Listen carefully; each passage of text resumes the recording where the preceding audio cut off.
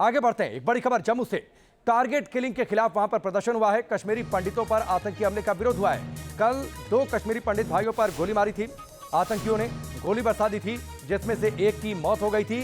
फिलहाल ये तस्वीर आप देखिए, कश्मीरी पंडित सड़कों पर निकले हैं, विरोध प्रदर्शन कर रहे हैं और इस बात की मांग कर रहे हैं कि उनकी सुरक्षा के पुख्ता इंतजाम वहां पर किया जाए। इस वक्त की बड़ी खबर जम्मू से आ रही है। जम्मू से इस वक्त की बड़ी खबर, टारगेट किलिंग के खिलाफ लोगों का प्रदर्शन। कश्मीरी पंडितों पर आतंकी हमले का लोग विरोध कर रहे हैं। मीर फरीद हमारे साथ जुड़ चुके हैं, सीधे उनका रुख करते हैं।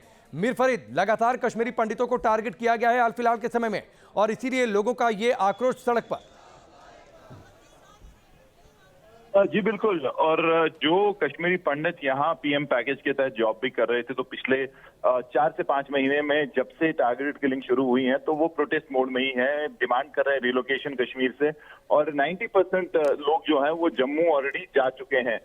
तो जो बाकी है वो यहाँ कॉलोनीज में है, और इसीलिए जो आप देखेंगे प्रदर्शन ज्यादा अब जम्मू में हो रहे हैं, जहाँ जो है लगातार एक तो सुरक्षा की मांग हो ही रही थी, लेकिन अब जो है बिल्कुल अड़े हुए हैं कि उनकी रिलोकेशन की जाए कश्मीर में, क्योंकि जो सुरक्षा स्थिति है सही नहीं है।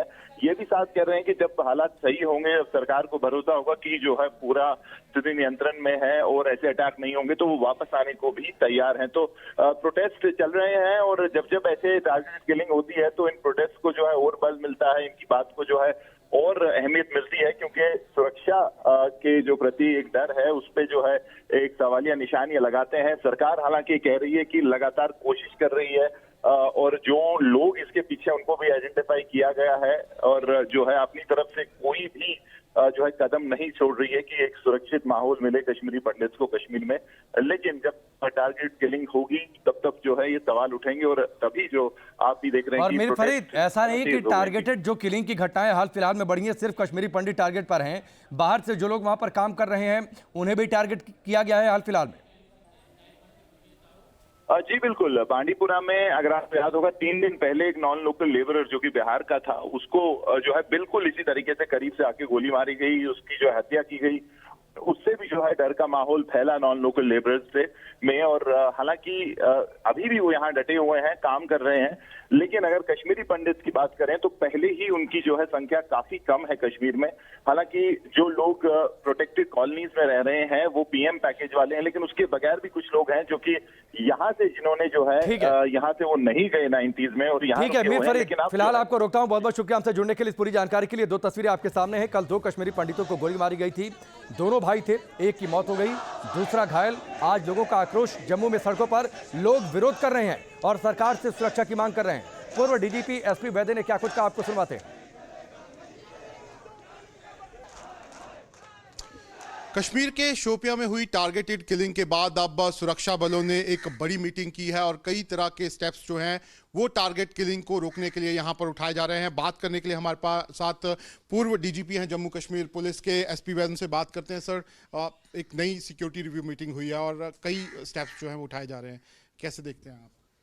मैं समझता हूँ इसकी ज़रूरत थी, बहुत टाइमली है ये सिक्योरिटी रिव्यू मीटिंग, और ये होनी चाहिए। सिर्फ शोपियां में नहीं, हर डिस्ट्रिक्ट में होनी चाहिए कश्मीर के। और ये coordination meeting between local police, district administration, security forces और इंडियन आर्मी के जो भी वहाँ एहलकार हैं उनके साथ ये सबकी कोऑर्डिनेशन मीटिंग होनी चाहिए, और ये सबकी जिम्मेदारी होनी चाहिए कि किस तरह से हम इंश्योर करें कि कोई भी माइनॉरिटी किलिंग और आगे ना हो। और उसके लिए कदम जैसे आपको जहाँ भी माइनॉरिटीज़ रहती हैं उनको किस तरह से full proof security system establish किया जाए। वहाँ एरिया डोमिनेशन है, लॉन्ग रेंज 3 स्टेप स्ट्रेटजीज की बात हो रही है। ये जो 3 स्टेप स्ट्रेटजी उन्होंने अडॉप्ट की है, जैसे वहाँ मोबाइल बंकर्स का इस्तेमाल किया जाएगा, patrolling and domination, area domination की जाएगी। ये ज़रूरी है ताकि कोई भी टेररिस्ट उन तक पहुंच ना पाए, और अगर आता है तो मारा जाए एनकाउंटर में।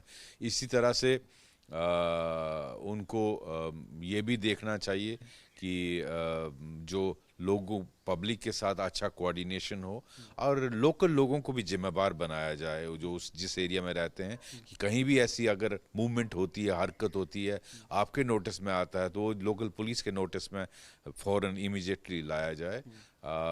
इस तरह जो भी माइनॉरिटीज़ हैं उनका जहां वो काम करते हैं, जहां उनका वर्क एरिया है, उसको कैसे प्रोटेक्ट किया जाए, ये सारी स्ट्रेटजीज मैं समझता हूँ 3 prong स्ट्रेटजी जो इन्होंने डिवाइस की है, इसको पूरी तरह से अगर इम्प्लीमेंट करेंगे तो मुझे कोई वजह नहीं लगती कि कोई भी आगे माइनॉरिटी किलिंग होगी। और खासकर सर क्योंकि इस बार जो है वो नॉन माइग्रेंट को टारगेट किया गया है, तो अब ये भी आ रहा है कि एरिया डोमिनेशन उस इलाके का जहां माइनॉरिटी रहते हैं, और खासतौर पर ड्रोन से निगरानी, ये कितना हेल्पफुल हो सकता है? ड्रोन की निगरानी बहुत हेल्पफुल होती है। अगर कहीं भी मूवमेंट होगी ड्रोन इमीडिएटली इंडिकेट कर देगा। दूसरा ये जो एरिया डोमिनेशन है बड़ा इंपॉर्टेंट है, और कार्डन एंड सर्च ऑपरेशंस को इंटेंसिफाई करना चाहिए, और उससे अगर कहीं भी गलत आदमी कोई भी होगा वो इमीडिएटली रिटेलिएट करेगा और मारा जाएगा एनकाउंटर में, या एनकाउंटर में फंस जाएगा। उसको उन कार्डन सर्च ऑपरेशंस को इंटेंसिफाई करना चाहिए, और जो टेररिस्ट लिस्टेड नहीं है और हाइब्रिड टेररिज्म का काम कर रहे हैं, उनको आइडेंटिफाई करके उनको लिस्ट किया जाए ताकि उनके खिलाफ कानूनी कार्रवाई की जाए।